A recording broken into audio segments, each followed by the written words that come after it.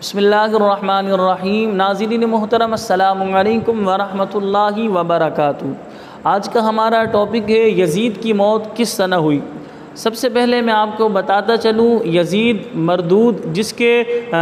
کہنے پر یہ حکم یعنی کہ جس کے کہنے پر امام عالی مقام امام حسین رضی اللہ تعالی عنہ کو شہید کیا گیا، اور اس نے در حقیقت اپنی حکومت کو برقرار رکھنے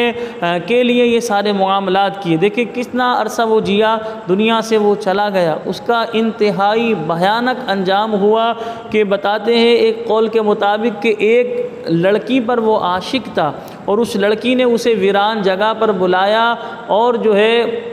ایک خنجر نکال کر یہ کہتے ہوئے اسے مارا کہ جس نے اپنے نبی کے نواسے کے ساتھ وفا نہیں کی تو وہ میرے ساتھ کیا وفا کرے گا۔ اس طرح اس جنگل میں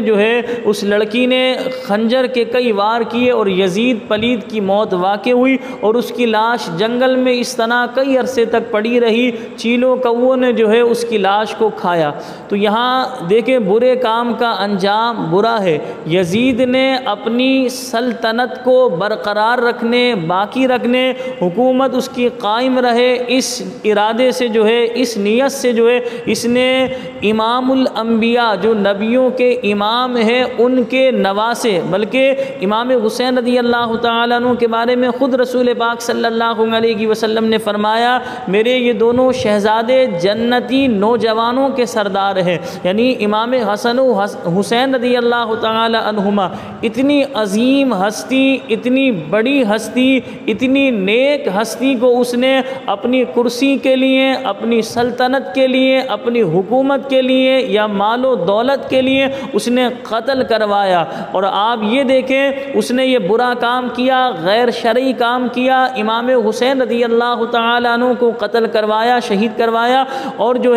وہ حکومت کو باقی رکھنے کے لیے کیا تھا، لیکن وہ کچھ عرصے ہی جی سکا، کچھ عرصے ہی اس نے عیاشیاں کی، کچھ عرصے ہی اس نے اس دولت سے فائدہ حاصل کیا، کچھ عرصے ہی اس حکومت پر بیٹھا، لیکن اس کا انجام کتنا بھیانک ہوا کہ جس لڑکی پر یہ عاشق تھا اسی لڑکی نے ویرانے میں یعنی جنگل میں بلا کر اور یہ کہتے ہوئے وار کیا کہ جس نے اپنے نبی کے نواسے کے ساتھ وفا نہیں کی، جو اپنے نبی کے نواسے کا نہ ہوا تو وہ ہمارا کیا ہوگا، اس طرح کہتے ہوئے خنجر کا کئی بار وار کیا، اور یزید پلید کی موت واقع ہوئی۔ چیل کووں نے اسے نوچا اس کے جسم کو۔ تو لہذا یہاں سوچنے والی بات یہ ہے کہ یزید پلید نے یہ جو برا کام کیا تھا، امام حسین رضی اللہ تعالیٰ عنہ کو شہید کروایا تھا، اس نے اپنی سلطنت کو برقرار رکھنے کے لیے، اپنے آپ کو تخت نشین رہنے کے لیے، مال و دولت کے لیے، یہ حب دنیا کے لیے، حب مال کے لیے، عزت و شہرت کے لیے سارے کام کیے، اور آپ دیکھیں اس کی بربادی کس طرح ہوئی۔ تو یزید کی موت سے ہمیں بھی عبرت حاصل کرنی چاہیے۔ بعض دفعہ انسان اور بالخصوص حکمرانوں کو بھی میں دعوت دیتا ہوں کہ یزید پلید کی موت سے انہیں بھی عبرت حاصل کرنی چاہیے کہ یزید کتنا عرصہ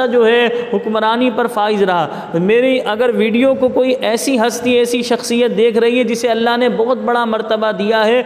اسے دنیا میں کوئی بہت بڑا عہدہ ہے اس کے پاس، تو اپنی ذات سے لوگوں کو فائدہ پہنچائیے۔ یاد رکھیں حدیث پاک میں آتا ہے خیر الناس من ينفع الناس، لوگوں میں بہترین شخص وہ ہے جو لوگوں کو نفع دے۔ اگر اللہ نے آپ کو کوئی مرتبہ دیا ہے، اللہ نے آپ کو عزت عطا کی ہے، اگر آپ کے پاس کوئی عہدہ ہے تو اپنی ذات سے لوگوں کو نفع پہنچائیے، نہ کہ نقصان پہنچائیے۔ اور بدترین شخص وہ ہے جو اپنی ذات سے لوگوں کو نقصان پہنچاتا ہے، یہ حدیث پاک کا خلاصہ ہے۔ تو لہٰذا ہمیں خیر الناس بننا ہے، شر الناس نہیں بننا، اور میں دعا بھی کرتا ہوں اللہ ہمیں خیر الناس ہی بنائے، شر الناس بننے سے اللہ پاک ہمیں محفوظ فرمائے۔ تو جن لوگوں کے پاس بڑے بڑے عہدے ہیں، جنہیں اللہ نے